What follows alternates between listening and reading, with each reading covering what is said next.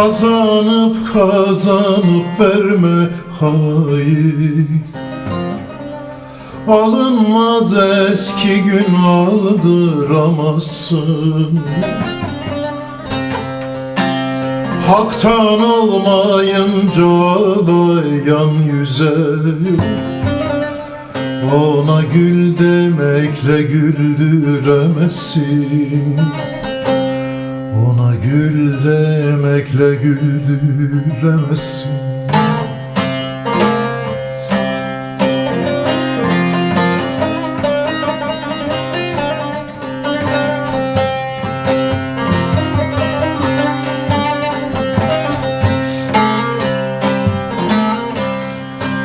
Merhem eyle yazmış onun yarası. Düşünmektir son düşünce çaresi. İnkar işitmiştir benlik sadası.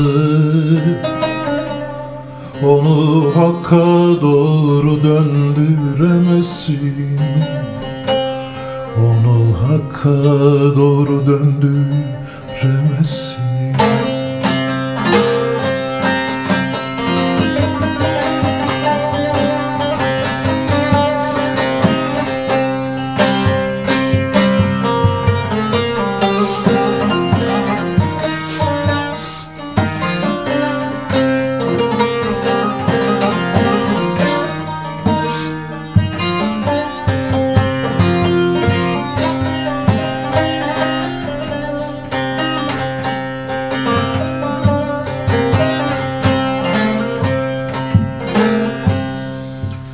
Gelin zikredelim gani hüdasın.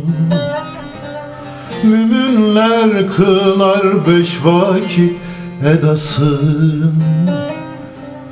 İnkar işitmiştir iblis sadasın.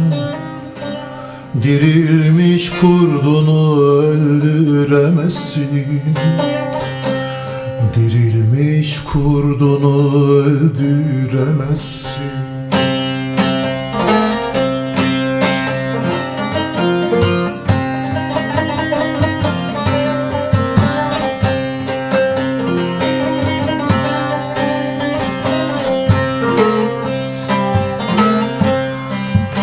Abdal Pir Sultanım gel gir bu harfe.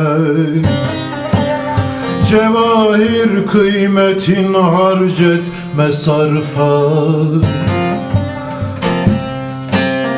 Her olur olmaza açma bir sofra. Emeğin zayi olur doyuramazsın. Emeğin zayi olur doyuramazsın.